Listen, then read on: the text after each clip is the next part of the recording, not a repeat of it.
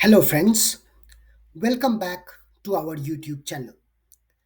In this video, we will try to understand about the next certificate for the ship, which is the Safety Equipment Certificate. To begin with, let us first see what are the equipments and the systems of the ship which are covered by the Safety Equipment Certificate. So as you can see in the slide, the safety equipment certificate covers the life-saving appliances of the ship, like your lifeboat, life rafts, life jackets, etc., including your EBDs. It also includes all the firefighting equipments, like your portable extinguishers, your fixed uh, CO2 system in engine room, your fire pumps, fire hydrants, etc. Other than this, the navigational equipments of the ship, like EGDIS, radar, etc., are covered. Also, the lights and shapes which are present on the ship. So, what I mean is the navigational lights that are on the ship, as well as the shapes like the black ball and the black cone, which are used for daylight indication of the ships, are included in this certificate. Also, the safe means of embarkation, like your pilot ladders, your gangways, and the embarkation ladders for your lifeboat, rescue boat, etc., are covered by this. Also, the signaling and transmitting equipments of the ship, like the AIS, LRIT, SART, EPUB, etc., are covered by this certificate. Before we deep dive into the contents of the certificate, let us try to understand some important concepts. The first concept that I would like to explain is flag specific instructions. So, as you know, the requirements for LSA, FFA, etc. of the ship are given in SOLAS and are supplemented by uh, the LSA code and the FFA code book. However, the flag state, in addition to the requirements of these books, can also impose some additional requirements on the ship. Based on what? Based on some accident that has happened on the flag state ships or some analysis that the flag state has done. For example, some of the flag state says that EPUB, which is compulsorily as a part of SOLAS not required in the life raft, has to be present in the life raft. So basically, other flags allow the EPUB to be on the ship, and when launching the life raft, the crew can carry the EPUB with them.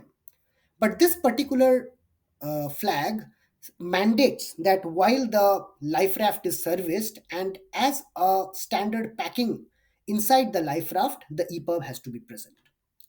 Then the ships that are flagged by some of the European countries, or in fact, all of the European countries, they have a mandate that all the LSA and FFA equipments that are fitted on board has to be approved by as per the EU MED standards. So ideally, you would see the sign of a wheel, similar to the steering wheel of a ship that is present on these equipments. Also, some flag states can reduce the interval of servicing of, say, the CO2 system. So instead of a 10 yearly hydro test, they may reduce the interval to 5 years. So these are just some of the examples, and there can be various other combinations. So when a seafarer is on board, or when a class surveyor comes and does a survey, what instructions they need to follow is not what is given in the SOLAS or and the LSAFFA book, but they should refer back to the flag specific instructions for this particular survey or this particular item. Normally, these flag specific item survey requirements are mentioned or published by the flag in their marine orders or marine notices. And this is what has to be followed by the class surveyor when he is doing a safety equipment certificate survey on behalf of the flag. Also, for the seafarers and the ship management companies, or the technical people or QHSE people of the company who are looking after the ship, they have to follow the flag specific instructions while doing their equipment services, etc.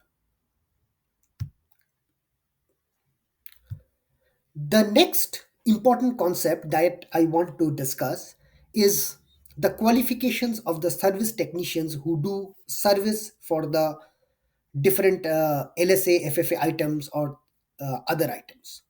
So, as you see, for say we take the example of a ship's main engine.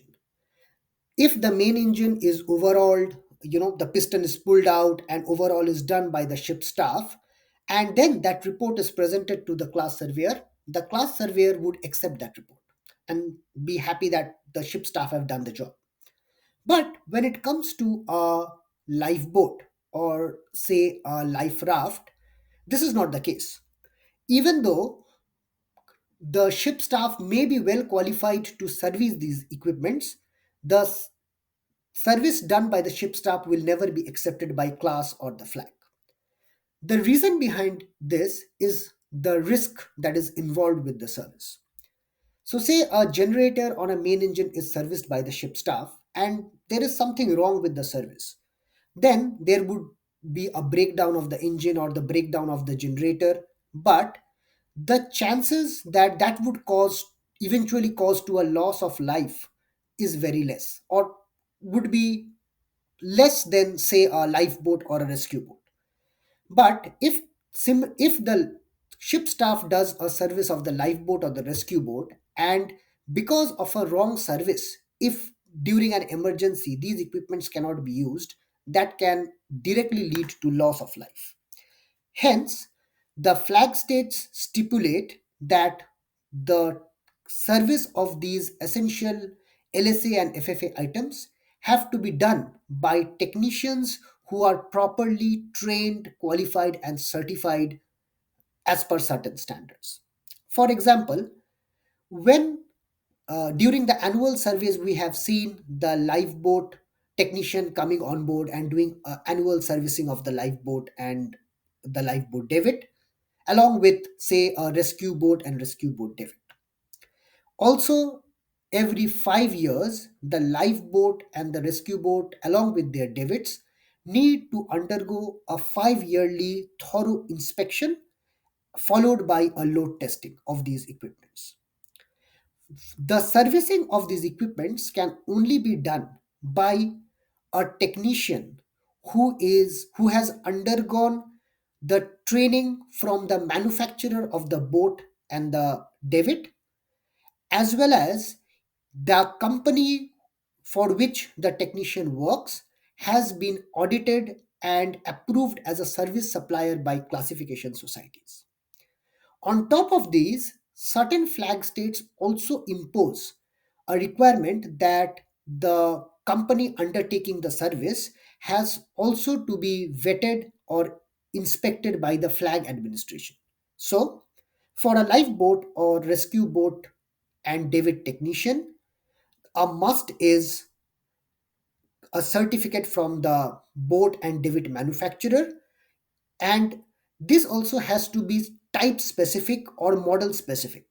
So, for example, if a technician is uh, certified for, say, model XX of a particular maker of the lifeboat, this means that he can only service the model which is XX. If there is another model of the lifeboat from the same manufacturer, say model YY, he cannot go and service that. So it has to be manufacturer specific as well as for that particular model of the boat or the davit. Plus, there has to be class approval for the as a service supplier for the company, and Occasionally, if the flag requires, the firm has to be approved by the flag. When it comes to life rafts, the life rafts are always serviced by the maker of the lifeboat or technicians and workshops who are authorized by the life rafts to do so, by the life raft manufacturer to do so. For the FFA items like your extinguishers,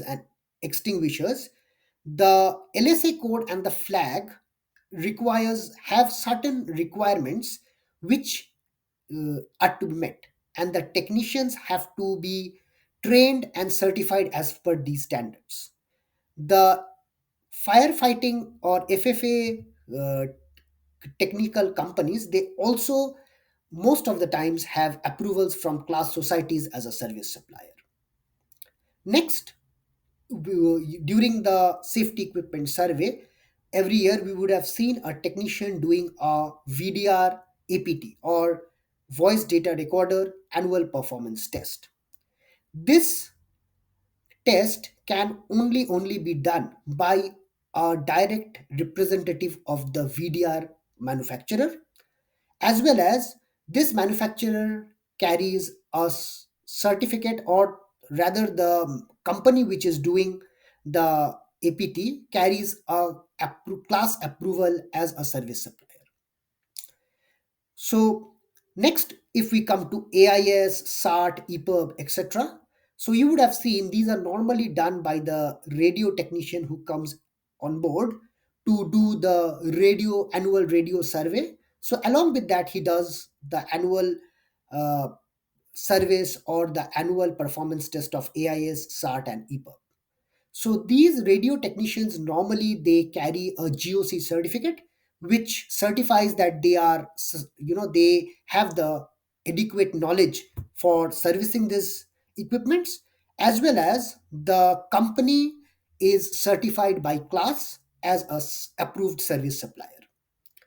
Now, next, there would also be a lot of other equipments on board, like your EPA, like your egg days, your radar, etc.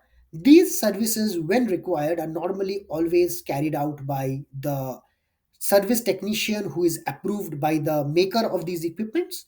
And most of the cases, these companies would also have a certificate from the class society. The next concept that I want to discuss is what are the factors that determines the safety equipments that need to be fitted on board. So let us think of a scenario. We say have a small tugboat which operates in the near coastal Singapore waters.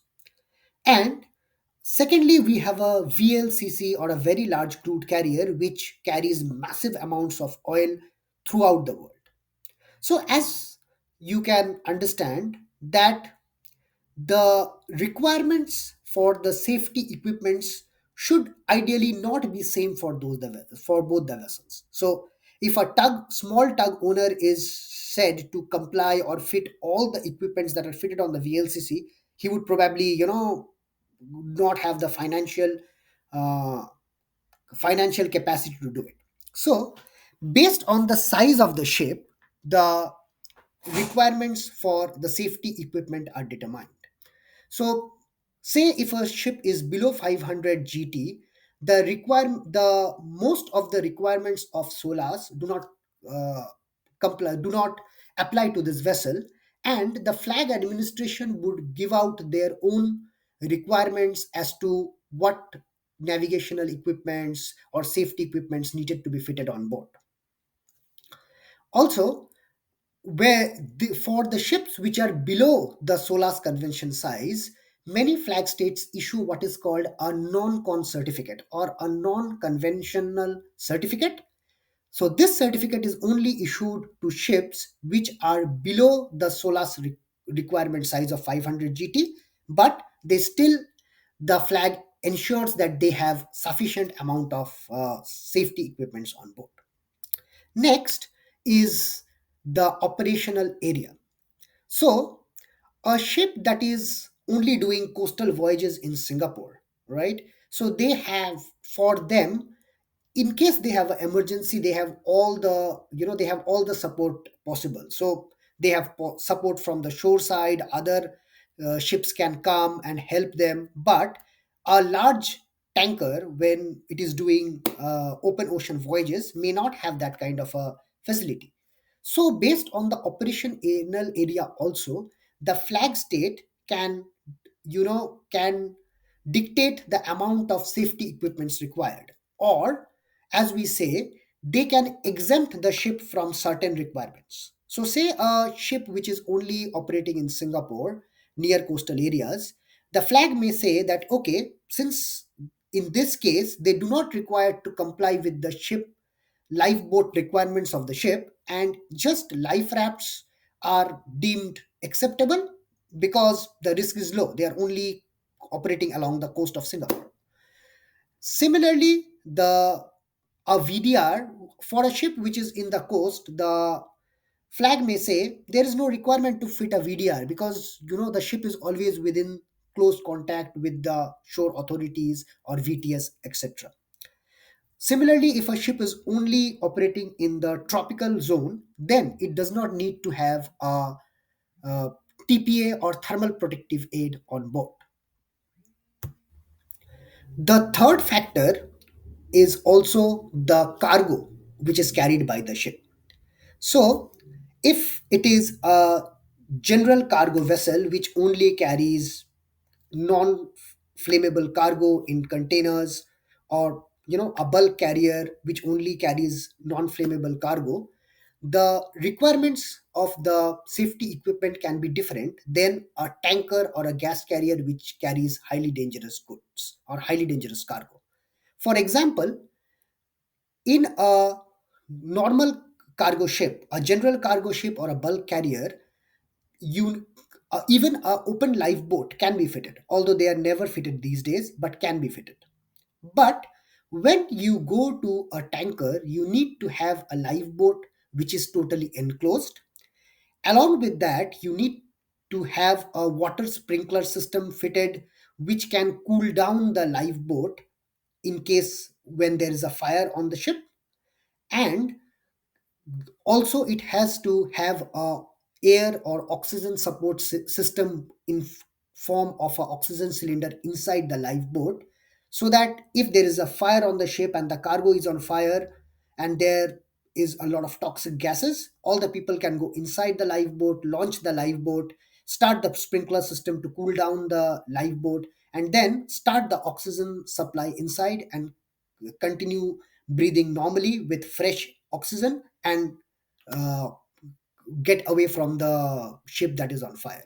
So these are the few factors which determine the safety equipment requirements on ship. Also, if we refer to SOLAS, we will see that for each of the safety equipment, say for EGDIS, for radar, for mm, VDR, there is always given a requirement that this regulation applies to ships which are say more than 500 GT and in international voyages. So every based on that, every equipment we need to determine if that equipment has to be fitted on board or not. So that in the next slide we can see the picture of a few lifeboat and rescue boat. Here what I just wanted to highlight is this, that in in certain ships like a container or a general cargo ship or even in tankers, it is okay to fit the the gravity David type lifeboat, and this the same can be used as a rescue boat as we can see in picture number 1. But in the 1970s and 80s, there were many cases where bulk carriers, because of their heavy loading patterns, used to break into half and sink within a very, very short period of time. Hence, there is a requirement that bulk carriers have to be compulsorily fitted with a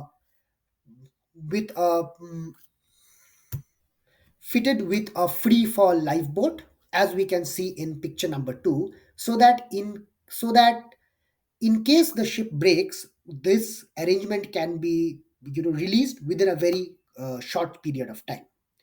Also, for the ships in which there is a free fall lifeboat, this cannot be used as a rescue boat. Hence, a rescue boat has to be fitted on board the ship. Along with that, also in these kind of ships, we need to fit a David launched life raft, as we can see in picture number 3. Now, let us try to see how a ship safety equipment certificate looks. So, as you can see in the picture, although it's not very clear, but in the next slides we will see them in detail. The safety equipment certificate normally combines of two parts. So part number one is the certificate which says that the ship has been surveyed as per the SOLAS requirements and it is certified that every all the requirements are met. But part number two is Form E, or the details of the equipments that are fitted on board ship. So let us go into the next slides and have a detailed look. So uh, as like the other certificates, the safety equipment certificate is issued by the class society on behalf of the flag administration.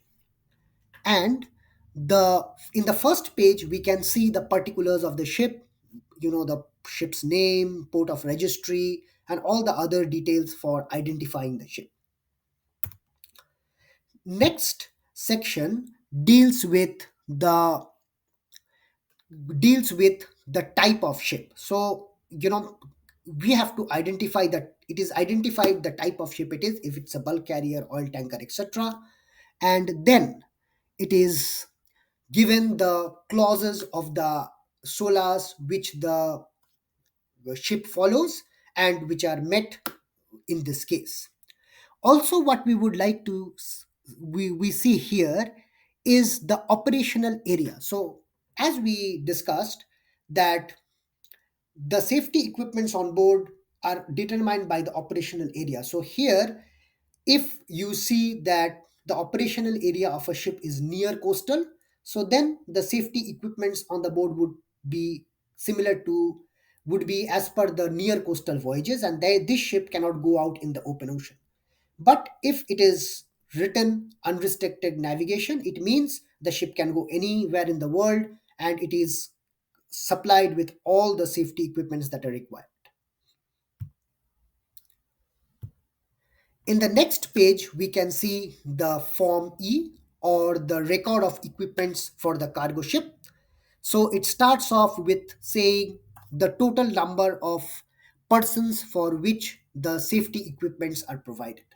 So this is actually very, very important, because at no point of time we can have the persons on board whose number exceeds this number. So, for example, if the safety equipments have been provided for 20 people only, and we have a riding gang on board who wants to do some repair of something, and during that time, if the total number on board becomes 21, this is a violation and cannot be done. So at any point of time we always have to keep within the 20 people, or the number of people for which the life saving equipments are provided. And this is in most of the case linked to the capacity of the lifeboat. So if it is equipment provided for 20 people, we have to stick to 20. However, in some isolated cases, like say if a ship has completed a dry dock and needs to go for a sea trial, then there can be a lot of people on board in terms of technicians and shore staff, etc., who need to go for that sea trial. In this case, exclusive permission is taken from the flag state, and based on the understanding that it would only be a short voyage or maybe a short sea trial near the coast, and these people will disembark after the sea trial is completed, the flag may give an exemption or allow for such a small trip, most in most cases with the condition that extra life rafts have to be placed on board to cover the total number of people that will be there. In the next section, we see that it has been broken down into the different type of lifeboats. So if there is a free fall lifeboat, it would be mentioned. If there is a gravity type lifeboat, that would be mentioned. And then if there's a rescue boat, and the rescue boat which are with their own air system, as we discussed, the boats which have their fire protection system, everything. So all the details of the boat will be mentioned in this. In the next section, we see the details that are mentioned are of the number of life rafts. So total number of life rafts on board, how many number of people can be accommodated in them, as well as if there is a there is a David launched life raft, that is also mentioned in this. This would be followed by the number of life jackets and thermal protective aids and all the other equipments that are fitted. Then there would be details of the SART. So here you can see that there are sections for AIS SART and a Cosmos SART. So based on the type of SART that is fitted on board, this section would be filled up. Next, we can see about the other equipments that are fitted on board. The full list is given in terms of your navigational equipments, your VDR, and all the other things that are fitted on board. So I hope this video was informative one. And for the people who are sailing on board, if you go and pick up your safety equipment certificate and go through that, you will probably now understand and decipher a lot of information from them. With this, we come to the end of this video. It has been a pretty long video. Thank you for listening to this video. And if you like the content and if you want me to keep making such content, please like, share, and subscribe to the channel. Thank you.